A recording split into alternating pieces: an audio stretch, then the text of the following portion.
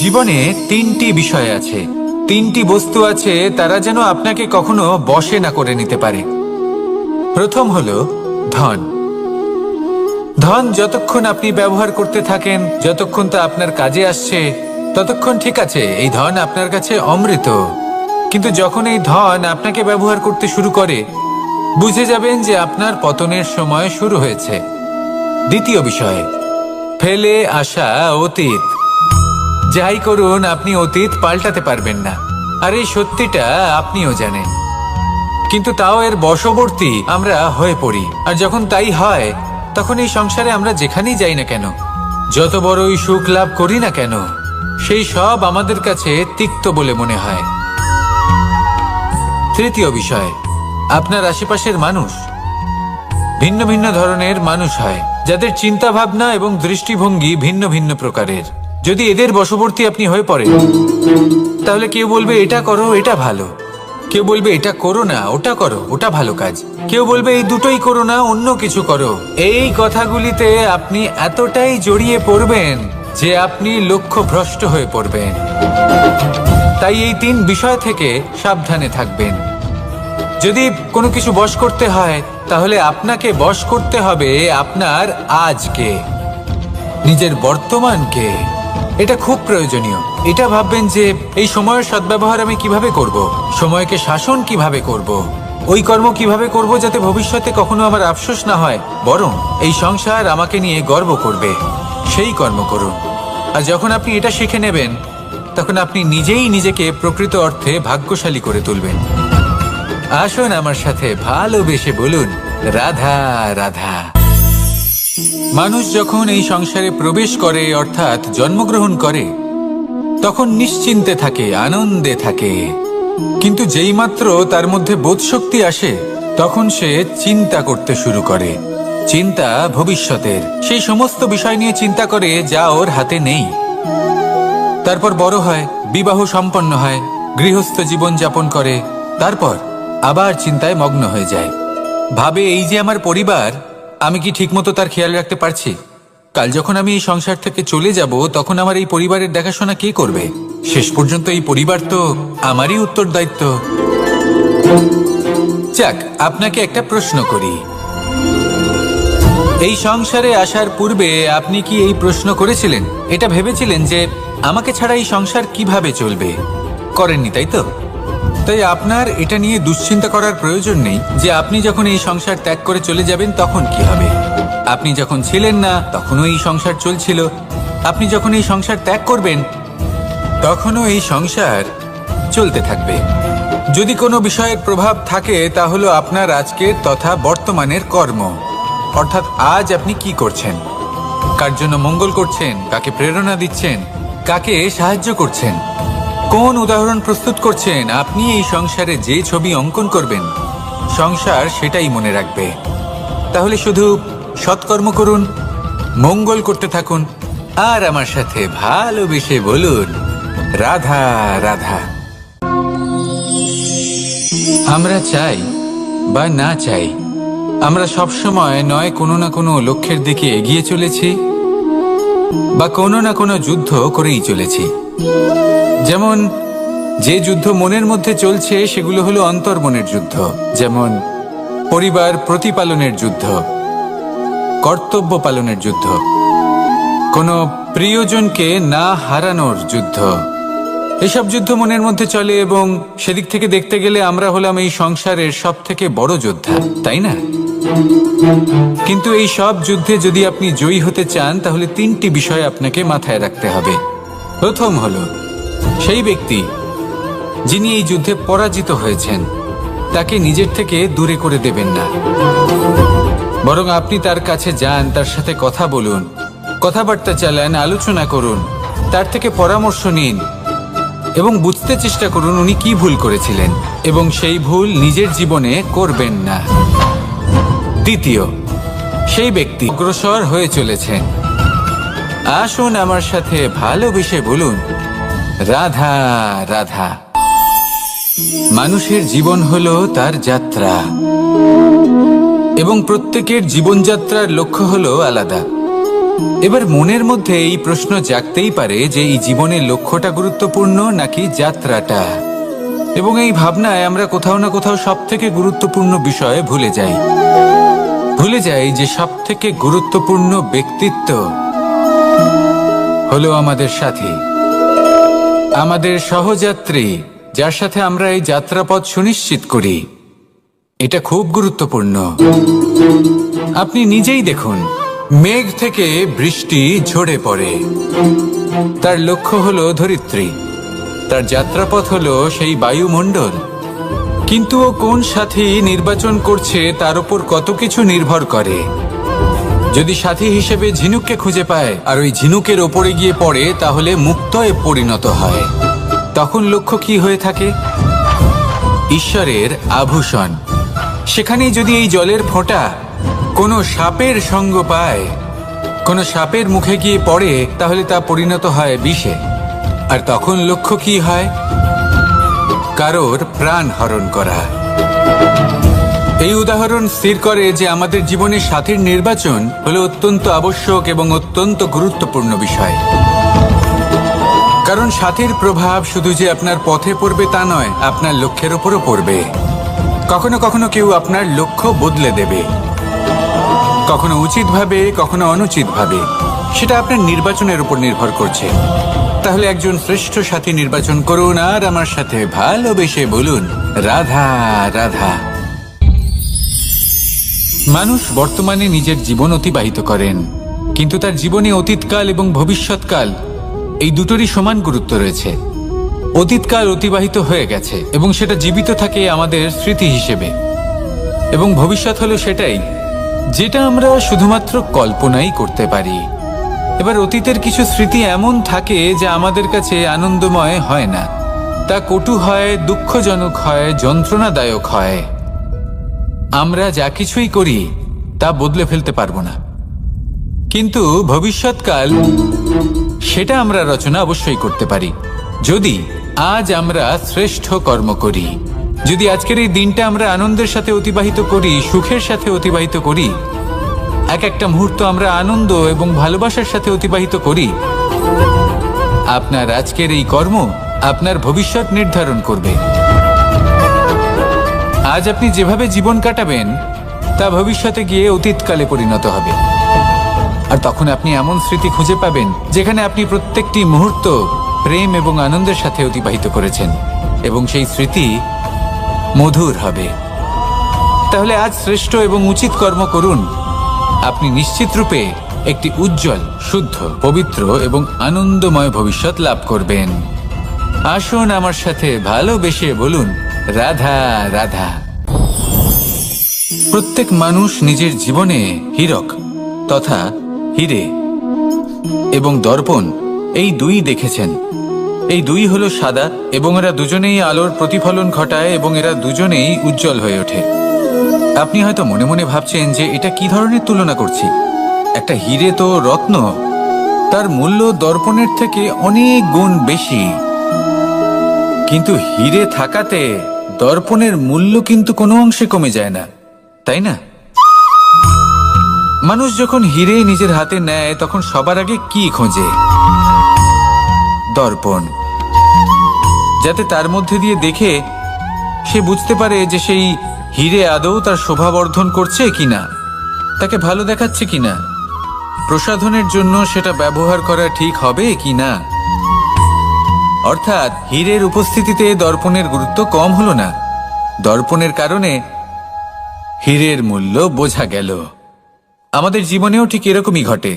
আপনারা যদি সংসারে নিজের আশেপাশে দেখেন, এমন অনেক মানুষ দেখতে পাবেন যারা নিজেদের ক্ষেত্রে মহান স্থানে পৌঁছেছেন, নিপুণ এবং শ্রেষ্ঠ হয়েছেন। ছোট মনে করবেন না। আসুন আর আমার সাথে ভালোবেসে বলুন, রাধা রাধা।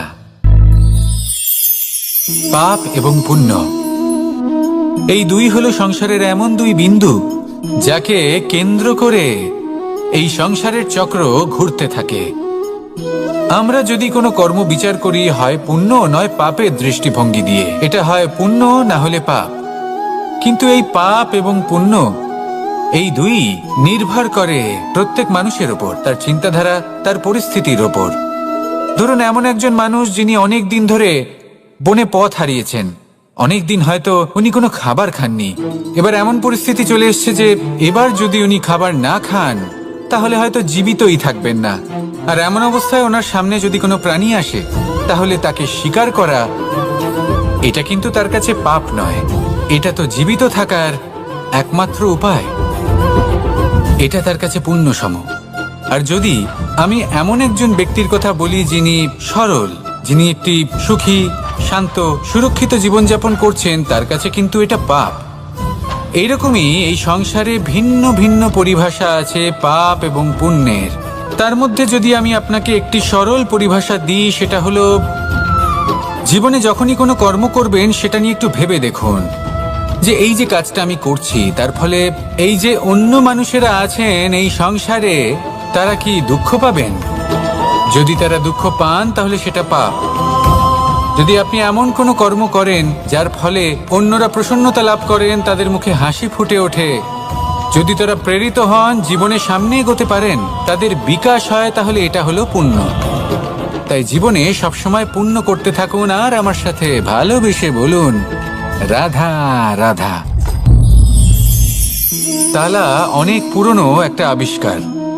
যবে থেকে এই সংসারে বহুমূল্য বস্তু নির্মিত হয়েছে তবে থেকেই এই তালা নির্মাণ হয়েছে, তবে থেকে এর ব্যবহার করা হয়েছে, যাতে উচিত সময় এলে পরে আমরা আমাদের বহুমূল্য জিনিসগুলো সুরক্ষিত রাখতে পারি এবং সময় এলে পরে বের করে সেগুলি ব্যবহার করতে পারি। এবার একটা গুরুত্বপূর্ণ তথ্য আছে যেটা জানা অত্যন্ত গুরুত্বপূর্ণ, এবং সেটা হলো যে একটা তালা নির্মাণের পূর্বে তা খোলার যন্ত্র অর্থাৎ তার চাবিটি নির্মাণ করা হয়, এবং এটাই জীবনের খুব বড় একটা শিক্ষা প্রদান করে যায়। আমাদের জীবনে যখনই কোনো সমস্যা আসে তখন ভয়ভীত হওয়ার কোনো দরকার নেই, কারণ এই প্রকৃতি, এই ঈশ্বর এই সমস্যার সমাধান তথা এর চাবি আগে থেকেই নির্মাণ করে রেখে দিয়েছেন। শুধু দরকার হলো সেই সমস্যার ঊর্ধ্বে উঠে সেই সমাধান খুঁজে বের করা। মানুষ অনেক সময় সমস্যা দেখে ভীত হয়ে পড়েন, চিন্তিত হয়ে পড়েন, নিজের বিবেক হারিয়ে ফেলেন। আপনার শুধু এই মনকে শান্ত করা প্রয়োজন। এই শান্ত মনের সাথে এই সমস্যার নিবারণ খুঁজে নিতে হবে। তাই সমস্যা যতই তীব্র হোক না কেন ভয় পাওয়ার কোনো প্রয়োজন নেই। পরম শান্ত মনে সমাধান খুঁজে বের করুন। আসুন আমার সাথে ভালোবেসে বলুন রাধা রাধা। এ হলো রামায়ণের সময়কালের কথা। সেতু নির্মাণ করার কাজ চলছিল। সমস্ত বানর সেনা এই কাজে নিযুক্ত হয়েছিলেন। বড় বড় পাথর তুলে নিয়ে এই বানর সেনা সমুদ্রে ফেলছিলেন। এই কাজ চলছিল। এমন সময় ছোট্ট একটা কাঠবিড়ালি এলো। ছোট ছোট মাটির ডেলা হাতে নিয়ে সাগরের কাছে যাচ্ছিল আর বড় বড় পাথরের পাশে রেখে দিচ্ছিল, যথাসম্ভব সেখানে রেখে আসছিল। সারা দিন ধরে সে এই পরিশ্রম করেই যাচ্ছিল। এবার শ্রীরাম তার এই কাজ দেখতে পেলেন।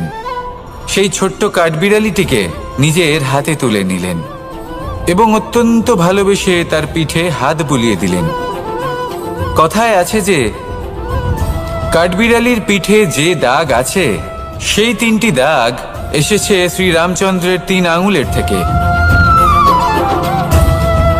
যে কাজ আপনি করছেন তাতে সমস্ত শক্তি প্রয়োগ করুন, যতটা আপনার সামর্থ্য রয়েছে, যতটা আপনার প্রতিভা রয়েছে, সম্পূর্ণভাবে উৎসর্গ করে দিন। ঠিক এমনভাবে কর্ম করুন। সেই কাঠবিড়ালি কিন্তু তাই করেছিল। সেই জন্য শ্রীরামের সাথে সেও সেই কাহিনীতে অমর হয়ে গেছিল। সম্পূর্ণ শক্তি প্রয়োগ করুন, সম্পূর্ণ সামর্থ্যের সাথে কর্ম করুন, কারণ এটাই হলো শ্রেষ্ঠ পথ কোনো কর্ম করার। আসুন আমার সাথে ভালোবেসে বলুন রাধা রাধা। মানুষের জন্ম কখনো তার ভবিষ্যৎ নির্ধারণ করতে পারে না। হ্যাঁ, ওর জীবনযাত্রা অবশ্যই সুখময় হতে পারে। নির্ভর করে যে ও কোন পরিবারে জন্ম নিচ্ছে, তার পরিবার পরিজন কে হন, তার মাতা পিতা কে হন, তাকে কেমন শিক্ষা দেওয়া হয়েছে, কেমন ভাবে পালন করা হচ্ছে। সে কিন্তু কুপাত্রও হতে পারে, আবার সুপাত্রও হতে পারে।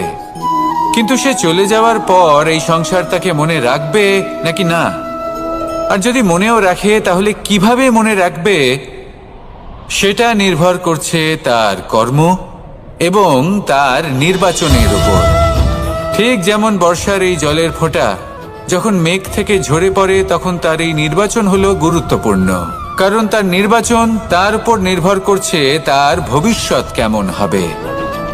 ঝিনুকের মুখে পড়লে মুক্ত হয়ে ওঠে, সাপের মুখে পড়লে বিষ, আর যদি কোনো পাতায় পড়ে তাহলে শিশিরে পরিণত হয়। তাহলে কর্ম এবং নির্বাচন দুটি জীবনে গুরুত্বপূর্ণ। এদের বিষয় বিশেষ যত্ন নেবেন এবং আমার সাথে ভালোবেসে বলবেন, রাধা রাধা। কখনো কখনো আমাদের জীবনে দুঃখ আসে এবং তার কারণ হলো সন্দেহ। মানুষ আমাদের উপর সন্দেহ করে, আমাদের কর্ম নিয়ে, আমাদের মানসিকতা নিয়ে, আমাদের কথা নিয়ে, আমাদের চরিত্র নিয়ে। কখনো কখনো আমরা শুভ উদ্দেশ্য নিয়ে কারোর মঙ্গল কামনা করি, তার জন্য কোনো ভালো কর্ম করি, এবং সেই ব্যক্তি আমাদের বন্ধুত্ব নিয়েই, আমাদের সম্পর্ক নিয়ে, আমাদের সততা নিয়ে প্রশ্ন করতে থাকে, আমাদের সন্দেহ করে। তখন আমাদের দুঃখ হয়, কিন্তু এটা হওয়া উচিত নয়। কারণ যখনই কোনো ব্যক্তি আপনাকে সন্দেহ করছে, তাতে আপনারই মূল্য বৃদ্ধি পাচ্ছে। এবার আপনি বলবেন, এ কি করে সম্ভব হতে পারে? একটা কথা বলুন, আপনি কখনো শুনেছেন যে কয়লার শুদ্ধতার পরিমাপ করা হচ্ছে? শোনেননি, কারণ এমনটা কখনো হয়ই না। শুদ্ধতার পরখ শুধুমাত্র সোনার ক্ষেত্রে করা হয়, শুধুই তার শুদ্ধতা নিয়ে সন্দেহ প্রকাশ করা হয়। এই সোনাকে পরখ করা হয়, আর যখন এই সোনা এই পরীক্ষায় উত্তীর্ণ হয়, তখন সেই সোনা কতটা মূল্যবান সেটা সংসার জানতে পারে। সেই রকমই এই সংসার আপনাকেও পরখ করবে। যখন আপনি এই পরীক্ষায় উত্তীর্ণ হবেন, তখন আপনার মূল্য কতটা অধিক সেটা এই সংসারও জানতে পারবে। সেই জন্য যখনই কেউ আপনার উপর সন্দেহ করবে, দুঃখ পাবেন না। শুধু এই কথাটার খেয়াল রাখবেন, আপনি কি উচিত পথে চলেছেন, উচিত কর্ম করছেন। সকলের প্রতি আপনার মনে যেন সদ্ভাবনা থাকে, এবং হ্যাঁ, আপনি যেন আমার সাথে ভালোবেসে বলেন, রাধা রাধা। আমরা সবাই সূর্যকে সম্মান করি, ওনাকে শ্রদ্ধা করি, ওনাকে পুজো করি। এই সূর্য আমাদের শক্তি প্রদান করেন, প্রকাশ প্রদান করেন। কখনো কখনো উষ্ণতা এতটাই বাড়িয়ে তোলেন, এতটাই তপ্ত করে তোলেন, আমাদের একথা মনে হয় যে আমাদের এই শরীর জ্বলে যাচ্ছে। তখনও আমরা বিরোধিতা করি না, তাকে কটু কথা শোনাই না। আমরা সসম্মানে তা গ্রহণ করি। কেন কেন করি? কারণ আমরা জানি যে সন্ধেবেলা যখন সূর্যাস্ত হবে, তখন শুধুমাত্র অন্ধকার বাকি থাকবে। ঠিক কিছুটা এরকমই হয় আমাদের মাতা পিতাও, যিনি আমাদের জন্ম দেন, আমাদের ভরণ পোষণ করেন, আমাদের বড় করেন, আমাদের প্রেম প্রদান করেন। কখনো কখনো তাদের মুখ থেকে কটু কথা নিঃসৃত হয়, আমাদের দুঃখ হয়, কিন্তু তখন আমাদের এটা বোঝা উচিত, এগুলি নিঃসৃত হচ্ছে আমাদেরই মঙ্গলের জন্য। যেমন সূর্যদেব, উনিও উত্তাপ দিয়ে থাকেন আমাদেরই মঙ্গলের জন্য, যাতে ফসল পাকতে পারে, যাতে জল বাষ্প হয়ে মেঘ হতে পারে, বৃষ্টি হতে পারে, আর এই সংসারে নিরন্তর জলের প্রবাহ থাকে। আমাদের মাতা পিতা, তাদের কঠোর আচরণ, তাদের কঠোর অনুশাসনের পেছনে লুকিয়ে থাকে ওনাদের ভালোবাসা। আমাদের তা বুঝতে হবে, সসম্মানে ওনাদের গ্রহণ করতে হবে। কারণ ঠিক সূর্যাস্তের পরে যেমন চতুর্দিক অন্ধকারচ্ছন্ন হয়ে যায়, তেমনি আমাদের জীবন থেকে যখন আমাদের মাতা পিতা চলে যায়, তখন আমাদের জীবনেও শুধু এবং শুধুমাত্র অন্ধকারই ছেয়ে থাকে। সেই জন্য নিজের মাতা পিতাকে সম্মান করুন, ওনাদের ভালোবাসা প্রদান করুন। এই মন আর এই জীবন প্রসন্ন হয়ে বলবে, রাধা রাধা। শিশিরের বিন্দু পাতার ওপর পড়ে আর তার গায়ে লেগে থাকে। পাতা তাকে শুষে নিতে পারে না, আর শেষ পর্যন্ত সে ঝরে পড়ে যায়।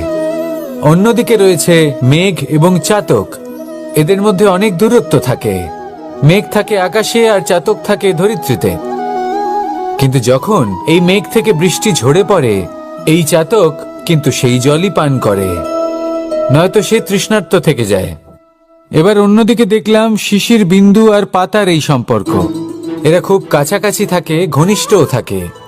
অন্যদিকে রয়েছে মেঘ এবং চাতকের সম্পর্ক, যাদের মধ্যে অনেক দূরত্ব থাকা সত্ত্বেও তারা খুব ঘনিষ্ঠ, তাই না? এই সারমর্ম খুব সরল। এই নৈকট্য, এই দূরত্ব, তা আপনার সম্পর্কে প্রভাব কিছুতেই ফেলতে পারে না। এই নৈকট্য, এই দূরত্ব, এইসব হলো শুধুমাত্র মনের ব্যাপার। কখনো আপনি অনুভব করেছেন আপনি কারোর থেকে অনেক অনেক দূরে আছেন, অনেক দূরে আছেন, তাও সেই ব্যক্তির প্রতি আপনি টান অনুভব করেন। সেখানে আপনি কারোর সাথে প্রত্যেক দিন অতিবাহিত করেন, সমস্ত জীবন অতিবাহিত করেন, সব থেকে বেশি সময় তার সাথে অতিবাহিত করেন, তাও তার প্রতি সেই টান অনুভব করেন না। এই সংকেত হলো মনের দূরত্বের। তাহলে মনের এই দূরত্ব দূর করুন আর আমার সাথে ভালোবেসে বলুন, রাধা রাধা। পাখি কখন জন্ম নেয়, কখন উড়তে শেখে, কখন বাসা বানাতে শেখে, কখন নিজের মৃত্যু লাভ করে, এসব আমাদের মধ্যে কেউ জানি না। কিন্তু পাখি একটা কথা খুব ভালো করে জানে, যে এই সংসারে ও যা কিছুই করুক না কেন, এই সংসারের ওকে নিয়ে কিচ্ছু যায় আসে না। এবার আমরা কি করি? কোনো কাজ করার আগে আমরা এটা ভাবি যে এই সংসার যদি আমাকে দেখে ফেলে, তাহলে কে জানে এই সংসার কি ভাববে, আমার প্রতিচ্ছবি কেমন তৈরি হবে কে জানে, কে জানে কি হবে আদি ইত্যাদি। এই সব ভাবনায় আমরা মগ্ন হয়ে যাই। কিছুটা এমন ভাবে মগ্ন হই যে বর্তমানের কর্মের এই জীবনের যাত্রাপথে সেই সময়ের আনন্দ উপভোগ করতে ভুলে যাই। এবার দেখুন একটা পাখি কি করে। ওর কর্ম হলো গান গেয়ে চলা। ওই পাখি গেয়ে চলে, কেউ ওর গান শুনুক বা না শুনুক, কেউ আদৌ শুনছে কিনা সেই বিষয়টা নিয়ে সেই পাখির কিছুই যায় আসে না। সেই পাখি নিজের কর্ম করতে থাকে। হয়তো সেই জন্যই আপনি কখনো কোনো পাখিকে কাঁদতে দেখবেন না। এরকমই আপনাকে নিজেকে গড়ে তুলতে হবে। প্রথমে নিজেকে জিজ্ঞেস করুন, এই যে কর্ম আমি করতে চলেছি সেটা কি উচিত? যদি আপনার মনে হয় সেটা উচিত, তাহলে সেটা প্রমাণ করুন। এটা ভাববেন না যে এই সংসার কি ভাববে। আসুন আর আমার সাথে ভালোবেসে বলুন, রাধা রাধা। আজ আমি আপনাকে একটা ছোট্ট কাহিনী শোনাবো। এটা কোনো এক সময়ের কথা। দুজন বোন জাঁতাকলে গম পেশাই করছিলেন, আর ওনাদের মধ্যে যিনি ছোট ছিলেন তিনি সময় সময় সেখান থেকে ছোট ছোট দানা তুলে খাচ্ছিলেন এবং বিষয়টা উপভোগ করছিলেন। এবার দেখতে দেখতে গম পেশাই সমাপ্ত হলো। এবার পেশাই করা গম নিয়ে সেই দুজন বোন বাড়ি ফিরে আসছিলেন এবং তাদের ফেরার পথে হঠাৎ করে কোথাও থেকে একটি বাছুর চলে এলো। এই দুই বোন ভয়ভীত হয়ে গেলেন আর তাদের হাত থেকে সেই আটা পড়ে গেল, মাটিতে মিশে গেল। এবার এই পুরো ঘটনাক্রমে যদি কারোর বিন্দুমাত্র লাভ হয়ে থাকে, বিন্দুমাত্র আনন্দ পেয়ে থাকে, তাহলে সে কে? সেই ছোট বোন, যিনি মাঝে মাঝেই গমের দানা তুলছিলেন এবং খাচ্ছিলেন। কিছুটা হলেও উনি আনন্দ লাভ করেছিলেন। এবার এরকমই হলো আমাদের জীবনে ভক্তি এবং ভালোবাসা সংক্রান্ত বিষয়ে। মানুষ নিজের জীবনের দৈনিক কাজে এতটাই ব্যস্ত হয়ে পড়েন, প্রত্যেক দিন শুধু কাজ কাজ কাজ কাজ করতে থাকেন, আর তাতে ভক্তি এবং ভালোবাসার জন্য সময় বার করতেই পারেন না। দেখুন, জীবনে ভক্তি আর প্রেমের এই যে ছোট ছোট মুহূর্ত আছে, এগুলো যদি আপনি যাপন করতে পারেন তাহলে তাতেই আপনি তৃপ্তি লাভ করবেন। বাকি সবই আপনার ব্যর্থ বলেই মনে হবে। জীবনে যখনই আপনি কোনো কাজ করবেন, ঈশ্বরের প্রতি সমর্পিত হয়ে সেই কাজ করুন। আর যখনই সময় পাবেন, তাহলে সেই সময় নিজের আপনজনদের দিন। যাদের আপনি ভালোবাসেন তাদের প্রতি যত্নবান হন, তাদের শুভাকাঙ্ক্ষী হন। এই প্রেম আর ভক্তির ছোট ছোট মুহূর্তগুলো আপনার জীবনকে চরিতার্থ করে তুলবে। আসুন আমার সাথে ভালোবেসে বলুন, রাধা রাধা। জীবনে তিনটি বিষয় আছে, তিনটি বস্তু আছে, তারা যেন আপনাকে কখনো বশে না করে নিতে পারে। প্রথম হলো ধন। ধন যতক্ষণ আপনি ব্যবহার করতে থাকেন, যতক্ষণ তা আপনার কাজে আসছে, ততক্ষণ ঠিক আছে, এই ধন আপনার কাছে অমৃত। কিন্তু যখন এই ধন আপনাকে ব্যবহার করতে শুরু করে, বুঝে যাবেন যে আপনার পতনের সময় শুরু হয়েছে। দ্বিতীয় বিষয়, ফেলে আসা অতীত। যাই করুন, আপনি অতীত পাল্টাতে পারবেন না, আর এই সত্যিটা আপনিও জানেন। কিন্তু তাও এর বশবর্তী আমরা হয়ে পড়ি, আর যখন তাই হয় তখন এই সংসারে আমরা যেখানেই যাই না কেন, যত বড়ই সুখ লাভ করি না কেন, সেই সব আমাদের কাছে তিক্ত বলে মনে হয়। তৃতীয় বিষয়, আপনার আশেপাশের মানুষ ভিন্ন ভিন্ন ধরনের মানুষ হয়, যাদের চিন্তা ভাবনা এবং দৃষ্টিভঙ্গি ভিন্ন ভিন্ন প্রকারের। যদি এদের বশবর্তী আপনি হয়ে পড়েন, তাহলে কেউ বলবে এটা করো, এটা ভালো। কেউ বলবে এটা করো না, ওটা করো, ওটা ভালো কাজ। কেউ বলবে এই দুটোই করো না, অন্য কিছু করো। এই কথাগুলিতে আপনি এতটাই জড়িয়ে পড়বেন যে আপনি লক্ষ্যভ্রষ্ট হয়ে পড়বেন। তাই এই তিন বিষয় থেকে সাবধানে থাকবেন। যদি কোনো কিছু বশ করতে হয়, তাহলে আপনাকে বশ করতে হবে আপনার আজকে, নিজের বর্তমানকে। এটা খুব প্রয়োজনীয়। এটা ভাববেন যে এই সময়ের সদ্ব্যবহার আমি কিভাবে করব, সময়কে শাসন কিভাবে করব, ওই কর্ম কিভাবে করব যাতে ভবিষ্যতে কখনো আমার আফসোস না হয়, বরং এই সংসার আমাকে নিয়ে গর্ব করবে, সেই কর্ম করুন। আর যখন আপনি এটা শিখে নেবেন, তখন আপনি নিজেই নিজেকে প্রকৃত অর্থে ভাগ্যশালী করে তুলবেন। আসুন আমার সাথে ভালোবেসে বলুন, রাধা রাধা। মানুষ যখন এই সংসারে প্রবেশ করে, অর্থাৎ জন্মগ্রহণ করে, তখন নিশ্চিন্তে থাকে, আনন্দে থাকে। কিন্তু যেইমাত্র তার মধ্যে বোধশক্তি আসে, তখন সে চিন্তা করতে শুরু করে। চিন্তা ভবিষ্যতের, সেই সমস্ত বিষয় নিয়ে চিন্তা করে যা ওর হাতে নেই। তারপর বড় হয়, বিবাহ সম্পন্ন হয়, গৃহস্থ জীবন যাপন করে, তারপর আবার চিন্তায় মগ্ন হয়ে যায়। ভাবে এই যে আমার পরিবার, আমি কি ঠিকমতো তার খেয়াল রাখতে পারছি? কাল যখন আমি এই সংসার থেকে চলে যাব, তখন আমার এই পরিবারের দেখাশোনা কে করবে? শেষ পর্যন্ত এই পরিবার তো আমারই উত্তরদায়িত্ব। যাক, আপনাকে একটা প্রশ্ন করি। এই সংসারে আসার পূর্বে আপনি কি এই প্রশ্ন করেছিলেন, এটা ভেবেছিলেন যে আমাকে ছাড়া এই সংসার কিভাবে চলবে? করেননি, তাই তো? তাই আপনার এটা নিয়ে দুশ্চিন্তা করার প্রয়োজন নেই যে আপনি যখন এই সংসার ত্যাগ করে চলে যাবেন তখন কি হবে। আপনি যখন ছিলেন না তখনও এই সংসার চলছিল, আপনি যখন এই সংসার ত্যাগ করবেন তখনও এই সংসার চলতে থাকবে। যদি কোনো বিষয়ের প্রভাব থাকে, তা হলো আপনার আজকের তথা বর্তমানের কর্ম। অর্থাৎ আজ আপনি কি করছেন, কার জন্য মঙ্গল করছেন, কাকে প্রেরণা দিচ্ছেন, কাকে সাহায্য করছেন, কোন উদাহরণ প্রস্তুত করছেন। আপনি এই সংসারে যে ছবি অঙ্কন করবেন, সংসার সেটাই মনে রাখবে। তাহলে শুধু সৎকর্ম করুন, মঙ্গল করতে থাকুন, আর আমার সাথে ভালোবেসে বলুন, রাধা রাধা। আমরা চাই বা না চাই, আমরা সবসময় নয় কোনো না কোনো লক্ষ্যের দিকে এগিয়ে চলেছি, বা কোনো না কোনো যুদ্ধ করেই চলেছি। যেমন যে যুদ্ধ মনের মধ্যে চলছে, সেগুলো হলো অন্তর্মনের যুদ্ধ। যেমন পরিবার প্রতিপালনের যুদ্ধ, কর্তব্য পালনের যুদ্ধ, কোনো প্রিয়জনকে না হারানোর যুদ্ধ। এসব যুদ্ধ মনের মধ্যে চলে, এবং সেদিক থেকে দেখতে গেলে আমরা হলাম এই সংসারের সব থেকে বড় যোদ্ধা, তাই না? কিন্তু এই সব যুদ্ধে যদি আপনি জয়ী হতে চান, তাহলে তিনটি বিষয় আপনাকে মাথায় রাখতে হবে। প্রথম হলো, সেই ব্যক্তি যিনি এই যুদ্ধে পরাজিত হয়েছেন, তাকে নিজের থেকে দূরে করে দেবেন না, বরং আপনি তার কাছে যান, তার সাথে কথা বলুন, কথাবার্তা চালান, আলোচনা করুন, তার থেকে পরামর্শ নিন এবং বুঝতে চেষ্টা করুন উনি কি ভুল করেছিলেন, এবং সেই ভুল নিজের জীবনে করবেন না। দ্বিতীয়, সেই ব্যক্তি অগ্রসর হয়ে চলেছেন। আসুন আমার সাথে ভালোবেসে বলুন, রাধা রাধা। মানুষের জীবন হলো তার যাত্রা, এবং প্রত্যেকের জীবনযাত্রার লক্ষ্য হলো আলাদা। এবার মনের মধ্যে এই প্রশ্ন জাগতেই পারে যে এই জীবনের লক্ষ্যটা গুরুত্বপূর্ণ নাকি যাত্রাটা। এবং এই ভাবনায় আমরা কোথাও না কোথাও সব থেকে গুরুত্বপূর্ণ বিষয়ে ভুলে যাই যে সব থেকে গুরুত্বপূর্ণ ব্যক্তিত্ব হলো আমাদের সাথী। আমাদের সহযাত্রী, যার সাথে আমরা এই যাত্রাপথ সুনিশ্চিত করি, এটা খুব গুরুত্বপূর্ণ। আপনি নিজেই দেখুন, মেঘ থেকে বৃষ্টি ঝরে পড়ে। তার লক্ষ্য হলো ধরিত্রী, তার যাত্রাপথ হলো সেই বায়ুমণ্ডল।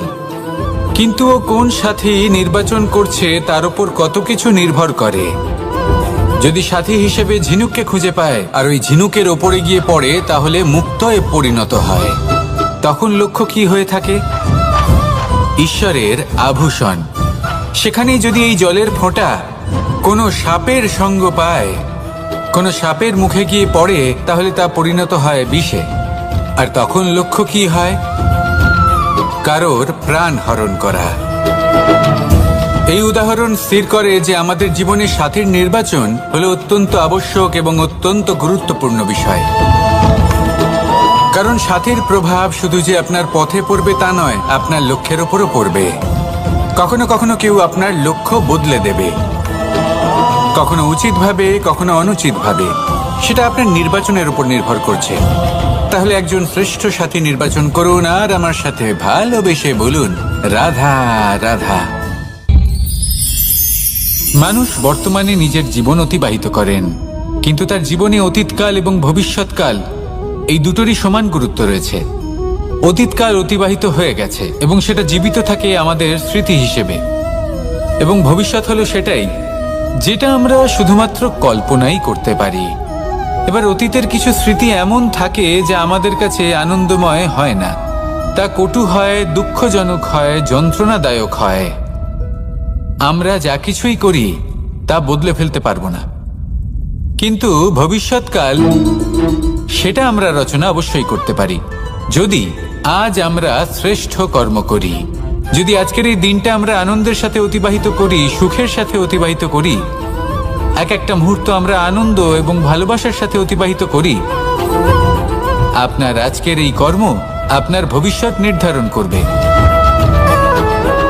আজ আপনি যেভাবে জীবন কাটাবেন তা ভবিষ্যতে গিয়ে অতীতকালে পরিণত হবে। আর তখন আপনি এমন স্মৃতি খুঁজে পাবেন যেখানে আপনি প্রত্যেকটি মুহূর্ত প্রেম এবং আনন্দের সাথে অতিবাহিত করেছেন, এবং সেই স্মৃতি মধুর হবে। তাহলে আজ শ্রেষ্ঠ এবং উচিত কর্ম করুন। আপনি নিশ্চিত রূপে একটি উজ্জ্বল, শুদ্ধ, পবিত্র এবং আনন্দময় ভবিষ্যৎ লাভ করবেন। আসুন আমার সাথে ভালোবেসে বলুন, রাধা রাধা।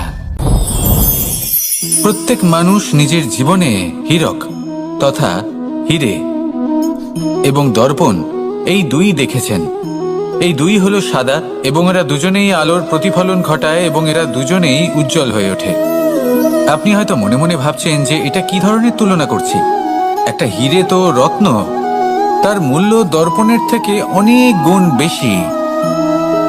কিন্তু হিরে থাকাতে দর্পণের মূল্য কিন্তু কোনো অংশে কমে যায় না, তাই না? মানুষ যখন হিরে নিজের হাতে নেয় তখন সবার আগে কি খোঁজে? দর্পণ, যাতে তার মধ্যে দিয়ে দেখে সে বুঝতে পারে যে সেই হিরে আদৌ তার শোভাবর্ধন করছে কিনা, তাকে ভালো দেখাচ্ছে কিনা, প্রসাধনের জন্য সেটা ব্যবহার করা ঠিক হবে কিনা। অর্থাৎ হীরের উপস্থিতিতে দর্পণের গুরুত্ব কম হলো না। দর্পণের কারণে হীরের মূল্য বোঝা গেল। আমাদের জীবনেও ঠিক এরকমই ঘটে। আপনারা যদি সংসারে নিজের আশেপাশে দেখেন, এমন অনেক মানুষ দেখতে পাবেন যারা নিজেদের ক্ষেত্রে মহান স্থানে পৌঁছেছেন, নিপুণ এবং শ্রেষ্ঠ হয়েছেন। আর তাদের মধ্যে আপনার নিজের মনে হয় যেন আপনি হলেন দর্পণ। নিজেকে ছোট মনে করবেন না। আপনার মূল্য কম হচ্ছে না, আপনার নিজস্ব মূল্য আছে। আর যদি আপনার অস্তিত্ব না থাকে তাহলে ওনাদের অস্তিত্বের মূল্য সংসার বুঝতেই পারবে না। জীবনে সবসময় চেষ্টা করবেন যাতে আপনি আরো বেশি শ্রেষ্ঠ হয়ে উঠতে পারেন। আপনি নিজে যে স্থানে আছেন সেটাকে ছোট মনে করবেন না, তারও নিজস্ব একটা মূল্য আছে। যদি আপনি হিরে হয়ে থাকেন তাহলে অহংকার করবেন না, যদি আপনি দর্পণ হয়ে থাকেন তাহলে নিজেকে ছোট মনে করবেন না। আসুন আর আমার সাথে ভালোবেসে বলুন, রাধা রাধা। পাপ এবং পুণ্য এই দুই হলো সংসারের এমন দুই বিন্দু যাকে কেন্দ্র করে এই সংসারের চক্র ঘুরতে থাকে। আমরা যদি কোনো কর্ম বিচার করি, হয় পুণ্য নয় পাপের দৃষ্টিভঙ্গি দিয়ে, এটা হয় পুণ্য না হলে পাপ। কিন্তু এই পাপ এবং পুণ্য এই দুই নির্ভর করে প্রত্যেক মানুষের ওপর, তার চিন্তাধারা, তার পরিস্থিতির ওপর। ধরুন এমন একজন মানুষ যিনি অনেক দিন ধরে বনে পথ হারিয়েছেন, অনেক দিন হয়তো উনি কোনো খাবার খাননি। এবার এমন পরিস্থিতি চলে এসছে যে এবার যদি উনি খাবার না খান তাহলে হয়তো জীবিতই থাকবেন না। আর এমন অবস্থায় ওনার সামনে যদি কোনো প্রাণী আসে তাহলে তাকে শিকার করা, এটা কিন্তু তার কাছে পাপ নয়, এটা তো জীবিত থাকার একমাত্র উপায়। এটা তার কাছে পুণ্য সম। আর যদি আমি এমন একজন ব্যক্তির কথা বলি যিনি সরল, যিনি একটি সুখী, শান্ত, সুরক্ষিত জীবনযাপন করছেন, তার কাছে কিন্তু এটা পাপ। এইরকমই এই সংসারে ভিন্ন ভিন্ন পরিভাষা আছে পাপ এবং পুণ্যের। তার মধ্যে যদি আমি আপনাকে একটি সরল পরিভাষা দিই, সেটা হলো জীবনে যখনই কোনো কর্ম করবেন সেটা নিয়ে একটু ভেবে দেখুন যে এই যে কাজটা আমি করছি তার ফলে এই যে অন্য মানুষেরা আছেন এই সংসারে, তারা কি দুঃখ পাবেন? যদি তারা দুঃখ পান তাহলে সেটা পাপ। যদি আপনি এমন কোনো কর্ম করেন যার ফলে অন্যরা প্রসন্নতা লাভ করেন, তাদের মুখে হাসি ফুটে ওঠে, যদি তারা প্রেরিত হন, জীবনে সামনে এগোতে পারেন, তাদের বিকাশ হয়, তাহলে এটা হলো পুণ্য। তাই জীবনে সবসময় পুণ্য করতে থাকুন আর আমার সাথে ভালোবেসে বলুন রাধা রাধা। তালা অনেক পুরনো একটা আবিষ্কার। যবে থেকে এই সংসারে বহুমূল্য বস্তু নির্মিত হয়েছে তবে থেকেই এই তালা নির্মাণ হয়েছে, তবে থেকে এর ব্যবহার করা হয়েছে, যাতে উচিত সময় এলে পরে আমরা আমাদের বহুমূল্য জিনিসগুলো সুরক্ষিত রাখতে পারি এবং সময় এলে পরে বের করে সেগুলি ব্যবহার করতে পারি। এবার একটা গুরুত্বপূর্ণ তথ্য আছে যেটা জানা অত্যন্ত গুরুত্বপূর্ণ, এবং সেটা হলো যে একটা তালা নির্মাণের পূর্বে তা খোলার যন্ত্র অর্থাৎ তার চাবিটি নির্মাণ করা হয়, এবং এটাই জীবনের খুব বড় একটা শিক্ষা প্রদান করে যায়। আমাদের জীবনে যখনই কোনো সমস্যা আসে তখন ভয়ভীত হওয়ার কোনো দরকার নেই, কারণ এই প্রকৃতি, এই ঈশ্বর এই সমস্যার সমাধান তথা এর চাবি আগে থেকেই নির্মাণ করে রেখে দিয়েছেন। শুধু দরকার হলো সেই সমস্যার ঊর্ধ্বে উঠে সেই সমাধান খুঁজে বের করা। মানুষ অনেক সময় সমস্যা দেখে ভীত হয়ে পড়েন, চিন্তিত হয়ে পড়েন, নিজের বিবেক হারিয়ে ফেলেন। আপনার শুধু এই মনকে শান্ত করা প্রয়োজন। এই শান্ত মনের সাথে এই সমস্যার নিবারণ খুঁজে নিতে হবে। তাই সমস্যা যতই তীব্র হোক না কেন, ভয় পাওয়ার কোনো প্রয়োজন নেই। পরম শান্ত মনে সমাধান খুঁজে বের করুন। আসুন আমার সাথে ভালোবেসে বলুন রাধা রাধা।